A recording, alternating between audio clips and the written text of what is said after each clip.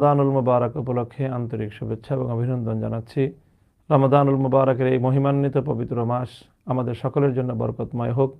আল্লাহ রাব্বুল আলামিন এ মাসের সকল বারাকাত এবং সকল খায়ের আমাদের সকলকে নসিব করুন। প্রিয় দর্শক ও শ্রোতা মণ্ডলী, আমরা রমাদানুল মুবারকের মহিমান্বিত সময়ে উপনীত হয়েছি। বাংলাদেশের আকাশে আজ সন্ধ্যায় পবিত্র রমাদানুল মুবারকের চাঁদ দেখা গিয়েছে। রমাদান শুরু হয়েছে। অত্যন্ত বরকতময় এবং ফজিলতপূর্ণ এ মাস আমাদের জন্য অনেক বারাকাত, অনেক কল্যাণের বার্তা নিয়ে আমাদের সামনে উপস্থিত হয়েছে।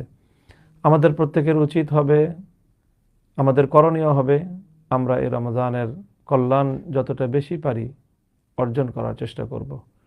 ব্যক্তিগতভাবে নিজেরা সিয়াম সাধনার পাশাপাশি পবিত্র কোরআনে কারীমের সাথে বেশি বেশি সম্পর্ক তৈরি করা, কোরআন তেলাওয়াত করা এবং কোরআনের অর্থ জানা, কোরআন পড়াশোনা করা ইত্যাদির মাধ্যমে আমরা রমাদানুল মুবারককে মহিমান্বিত করতে পারি। রমাদানে অন্য সময়ের তুলনায় একটু বেশি ইবাদত করার প্রতি মনোনিবেশ করা উচিত, কারণ রমাদান এটি পবিত্র ইবাদতের মাস। রমাদানের সময়গুলো অতীব মূল্যবান, অতীব গুরুত্বপূর্ণ। তাই রমাদানুল মুবারকের দিনের বেলায় রোজা এবং রাতের বেলায় সালাতুত তারাবিহ সহ অন্যান্য ইবাদতের মাধ্যমে আমাদের সময়গুলো কাজে লাগানো উচিত।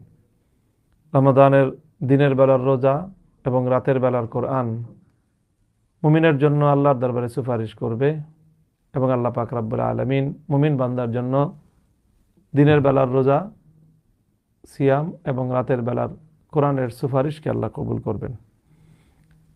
প্রিয় দর্শক শ্রোতা মণ্ডলী, আমরা এই রমাদানুল মুবারকে নিজেরা যেমনিভাবে সুন্দরভাবে রমাদানের সময়গুলো ইবাদতে এবং বিভিন্ন নেক আমলের মাধ্যমে উদযাপন করার চেষ্টা করব, ঠিক তেমনিভাবে আমরা অপরকেও সহযোগিতা করব, অন্যদেরকেও ওই দাওয়াহ এবং আহ্বান জানাবো।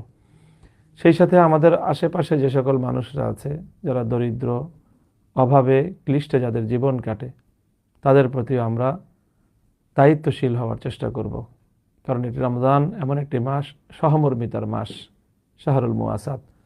কাজে আমরা অন্যদের প্রতি সহমর্মিতা করব।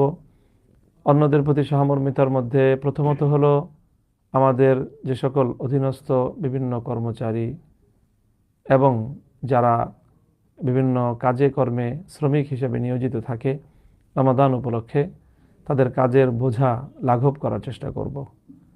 সেটা করতে না পারলেও অন্তত তাদেরকে অতিরিক্ত